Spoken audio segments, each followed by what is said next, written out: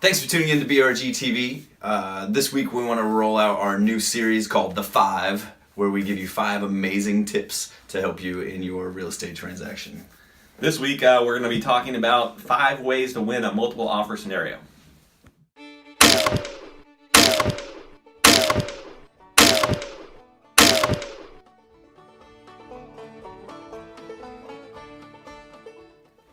So with the real estate market picking back up again this year, we kind of consider this a seller's market. A lot of times in this situation, as a buyer, you'll get into a situation where there are multiple offers on the house that you'd like to buy.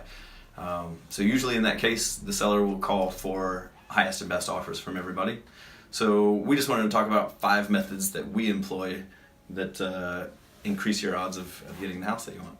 Absolutely, and the first one I want to dive into seems pretty simple, but it can actually make a world of difference, and that is simply writing a personal note to the seller to submit with your offer.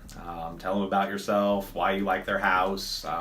Sometimes that alone will set it apart. If the seller's emotionally attached to their house and really likes it, sometimes knowing that the right family or right person is moving in gives them that warm and fuzzy, and they'll select your offer over other ones simply because of a note. Yep, and it's an easy thing to do. It doesn't cost you anything. Exactly. 10 minutes of your time. Exactly. For sure. Another thing you can do is increase the amount of earnest money that you're offering.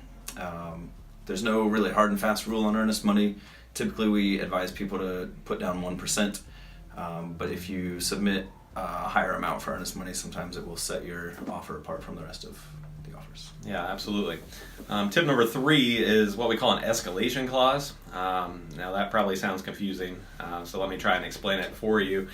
When you get a highest and best, you got to come in with the highest number that you're willing to go to.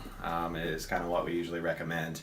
But a lot of people feel like, well, we may be overpaying for the house then. What if the other offers aren't as high and we end up paying too much for it? So an escalation clause kind of allows you to bridge that gap.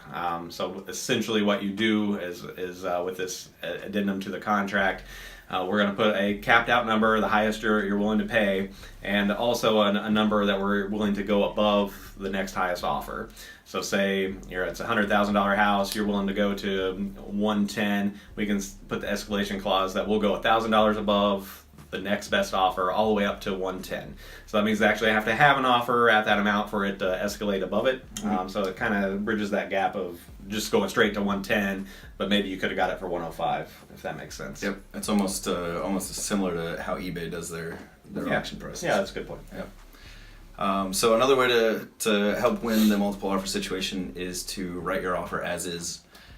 So that doesn't mean that you don't get to do an inspection. You would still have an inspection done, but basically you're telling the seller that you're not going to ask for small repairs like GFI outlets or window seals, stuff like that.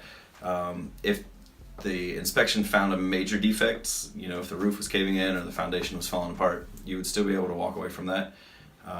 Like I said, it just ensures the seller that you're not going to nickel and dime them on small repairs. Yeah, and the 5th and final tip today for the multiple offer win is essentially waiving your appraisal. Now, if you're doing a mortgage, you're going to have an appraisal. The mortgage company requires it, but it's often a fear of the seller that, hey, we've accepted this offer above list price, and we get all the way through the process, and all of a sudden the appraisal comes back short, and now we're either have no deal or we have to lower the price back down. So sometimes a way to set yourself apart from another offer that may be at the same price is to say, hey, we're willing as the buyers to take the risk of the appraisal. So if the appraisal comes in low, if we have the cash to be able to do so, we'll bring that difference in money instead of the seller having to lower their price at that point. So that's an important one for the sellers that can really make you set your offer apart. That wraps up our 5 tips this week on how to win a multiple offer. The market's been crazy so far already this year.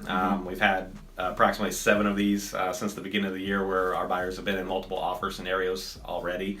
So a lot of price points and a lot of areas around the Indianapolis market, we're seeing a lot of multiple offer scenarios. Yeah, and I think the most important thing is to have a knowledgeable real estate agent on your side that's willing to bring the fight and get the deal done for you.